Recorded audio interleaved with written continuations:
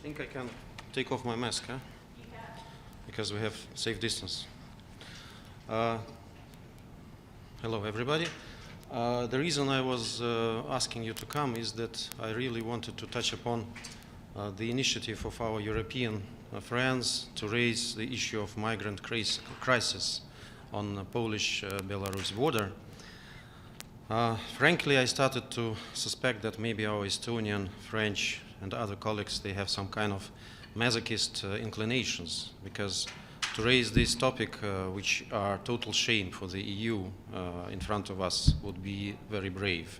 We have a lot of questions to them, and I will of course ask them to our colleagues. I hope that maybe if they come to stake out themselves, maybe you will also dare to ask them some questions, because the narrative that they will be promoting to you is that Belarus is responsible for this crisis, that Belarus is using migrants as a tool of war. I'm not representative of Belarus, of course, I'm representative of Russia, but nevertheless we are very well aware of what's happening on the border. It's very disturbing. There are people who came legally to Belarus and who want to enter to the European Union countries, most commonly Germany. These migrants are not being allowed to go through the border. They are being pushed from the border, they are being prosecuted, they are being beaten. There are a lot of cases when Polish and Lithuanian border guards beat migrants and push them back to Belarusian territory. I would say that this is a total shame and total violation of any possible international conventions and rules. There are disturbing news. I watched Euronews today, for example, and there was a piece of news that Lithuania, Minister of, if I'm not mistaken, Minister of Interior of Lithuania, asked the militarized group of snipers to be present at the border to help Lithuanian authorities to tackle migrant crisis. So it's absolutely difficult to comment on this, because it looks like a hunt, not like a situation where people interact. So what are the reasons of this crisis? Migrants have been coming to Belarus all the time.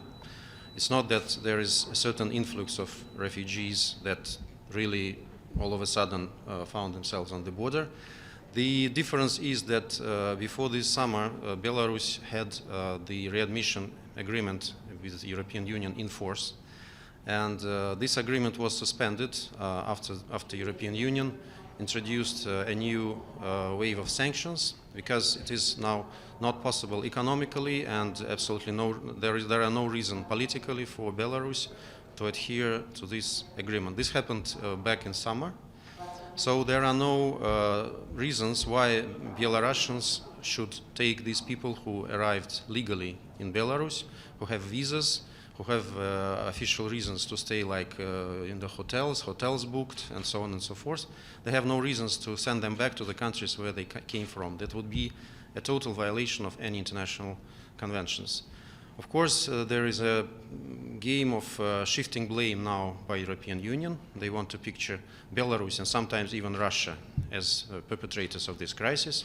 Well, we've got used that the main slogan of European and Western politics right now is keep calm and blame Russia, so it's no surprise for us.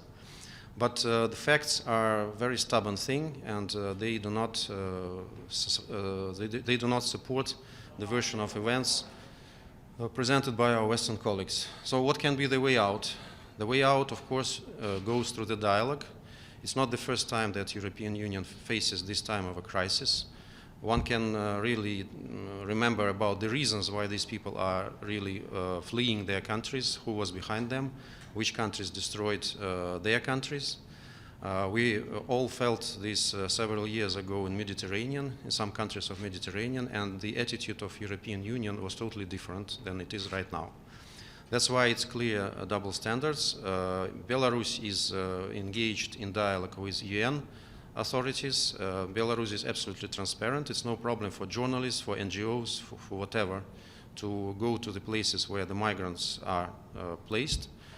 They distribute humanitarian aid. There is no problem of access for any UN agencies or whoever to this territory. On the contrary, There is no access for NGOs, for journalists, for volunteers to the areas where the 12,000 or even 15,000, according to some estimates, Polish guards, Polish armed guards are situated.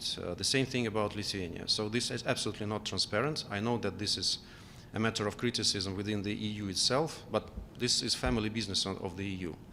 So to cut it short, I would encourage you to ask all these questions to our Western colleagues when they come here and say that Belarus and Russia are to blame for this crisis, and one must punish these countries and so on and so forth. You know it better than myself. Okay? Yeah. With regard to the, you called it a crisis on the border. Do you think the Council need to take any action with this regard? And my second question is, as you mentioned, your Western colleagues, most of them call it a manufactured crisis. This has nothing to do with, not much to do with the migrants. It has a lot to do with the sanctions and other politics with Belarus and possibly maybe extension Russia in a way. How do you assess that? What is your response to that? Well, I would say that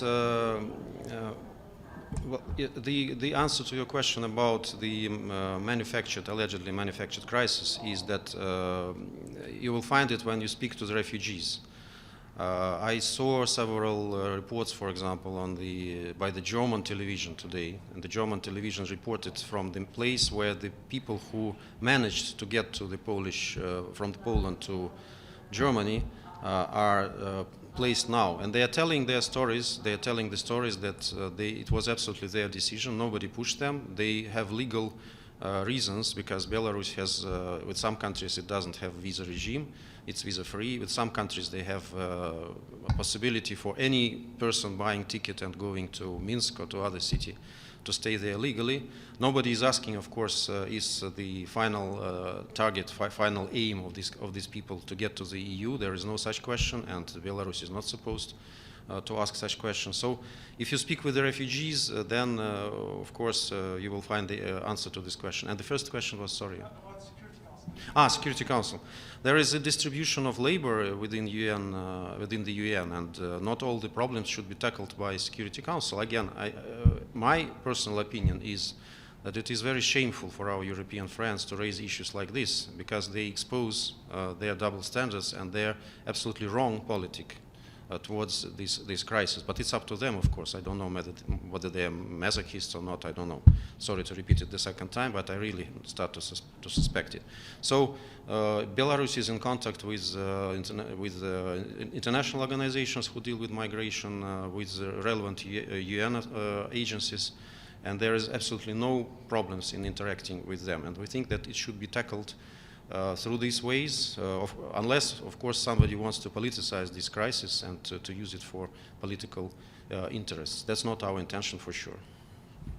Thanks, Ambassador. Michelle Nichols from Reuters. Just to clarify, so Russia and Belarus are not in any way helping these migrants move to the Polish border? What do you mean by helping? Bringing them? Yeah. No, absolutely not. Okay, and then there are some concerns have been raised by some countries about a build-up of Russian military on the border with Ukraine. Is Russia planning to invade Ukraine? Never planned, never did, never will do, unless we are provoked, of course, by Ukraine or by somebody else, and there will be the issue of defending of our national sovereignty, because there are a lot of threats coming from Ukraine. And don't forget that the American warships are now in the Black Sea, acting very provocatively. So every day is a very difficult day to avoid direct clash in the Black Sea. And we warned our American colleagues that this is a mere provocation. But we have the right to concentrate our troops wherever we want.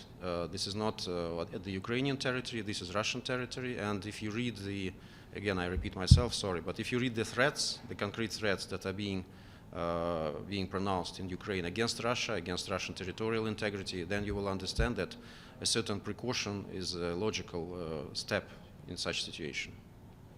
Okay? Mr. Ambassador, Edith Lederer from the Associated Press. If the aim is to try and de-escalate this, there were photos and reports of Russian fighter jets flying over Belarus. And some people saw this as a provocative act and a warning. What was it? Those people who see this through these optics, they forget to mention that it is a response to a massive build-up on Polish-Belarusian border. We have our obligations also within the union between Russia and Belarus, and between in the framework of CSTO. So if there is a build-up of military resources on the border with Belarus, we have to react. Again, this is just reconnaissance flights. Nothing more than this. We are not breaking anything, and that's why really I can't understand why this issue is being raised. Only if you want to use it for political purposes. Otherwise, this is something quite normal activity. I would say nothing behind the ordinary. Okay. Thank you. Thank you, everybody. Have a good day. Thank you. Don't forget to ask these questions if you dare, of course.